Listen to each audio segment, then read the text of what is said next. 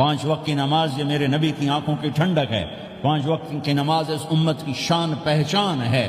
اور اللہ تعالیٰ نے پہلی امتوں پر اتنی بڑی مشقت ڈالی کہ ان کی نماز مسجد کے علاوہ کہیں نہیں ہوتی تھی، مسجد میں ہی ہوتی تھی۔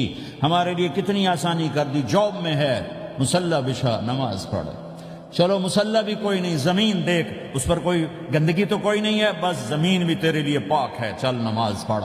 اور آسانی کر دی، پانی کوئی نہیں ہے، کوئی بات نہیں، مٹی میں ہاتھ مار، منہ پہ مل، پھر ایک ہاتھ مار، یوں کر، چل نماز پڑھ، میں تیری قبول کروں گا۔ یہ کسی امت کے ساتھ یہ نہیں ہوا، انہیں وضو ہی کرنا تھا چاہے پانی 50 میل پر موجود ہو۔ اور ہمارے لیے پانی کوئی نہیں ہے، چلو تیمم، مٹی میں ہاتھ ہمارا یوں کیا، پھر ہاتھ ہمارا ایک یوں کیا، ایک یوں کیا، چل بھائی اللہ اکبر قبول۔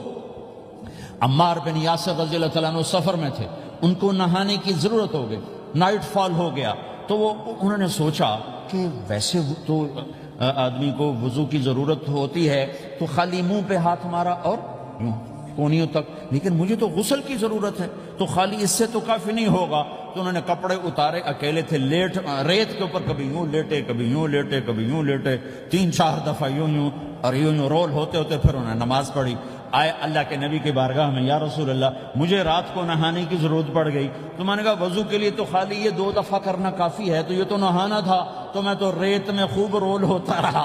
میرے نبی نے انما یکفیک ضربتان، ارے سیدھے بندے عمار، اس کے لیے بھی اتنا ہی کافی تھا کہ تو یوں کرتا اور یوں کرتا اور تو پاک ہو جاتا۔ اللہ نے اس نبی کے طفیل، اس محبوب مصطفیٰ صلی اللہ علیہ وسلم کے طفیل، اللہ نے کیا کیا سہولتیں اور آسانیاں ہمیں عطا فرمائیں۔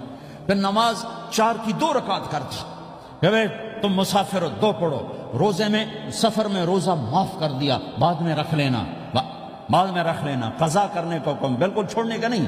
اور کہا کہ بھائی مریض ہو چھوڑ دو، مسافر ہو چھوڑ دو، اور نماز 2 رکعت کر دو، سنتیں چھوڑ دو۔ ابن عمر رضی اللہ تعالیٰ عنہ بیٹھے تھے تو انہوں نے 2 رکعت پڑھ کے بیٹھ گئے، تو ان کے خادم نے کہا سنتیں نفل نہیں پڑھو گے؟ کہا اگر پڑھنا تو 4 فرض پڑھتا میں، میرے اللہ نے معافی دے دی تو میں کیوں پڑھوں؟ میرے نبی نے سفر میں سنتیں نہیں پڑھی کبھی، اپنی امت کو سہولت دینے، فجر کی سنتیں 2 پڑھتے تھے، اس کے علاوہ سنتیں نہیں پڑھی تاکہ میری امت کو سہولت ہو، آسانی ہو۔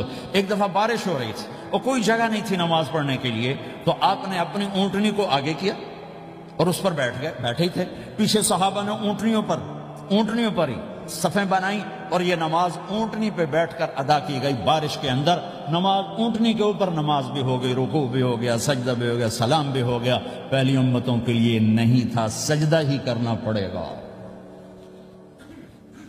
یہ اللہ کے محبوب مصطفیٰ صلی اللہ تعالی علیہ وسلم کی طفیل، میرے اللہ نے ہم پہ فضل و احسان کیا، تو میرے نبی کی زندگی میں عبادات میں نماز سب سے اعلیٰ نظر آتی ہے، سب سے نمایاں نظر آتی ہے۔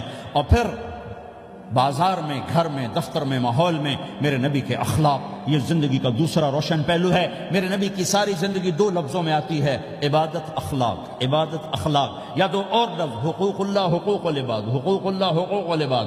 حقوق اللہ میں نماز سب سے اعلیٰ، اور حقوق العباد میں لوگوں کی برداشت کرنا، لوگوں سے درگزر کرنا، معاف کرنا، جھوٹ سے بچنا، دھوکے سے بچنا۔ میرے نبی سے پوچھا گیا یا رسول اللہ مسلمان کنجوس ہو سکتا ہے؟ ہم نے کہا ہو سکتا ہے۔ یا رسول اللہ مسلمان کمزور ہو سکتا ہے، بزدل ہو سکتا ہے، ڈرپوک ہو سکتا ہے؟ آپ نے کہا ہو سکتا ہے۔ یا رسول اللہ مسلمان جھوٹ بول سکتا ہے؟ آپ نے کہا نہیں، جھوٹ نہیں بول سکتا، جھوٹ نہیں بول سکتا۔ ہاں، الا لعنت اللہ علی الکاذبین۔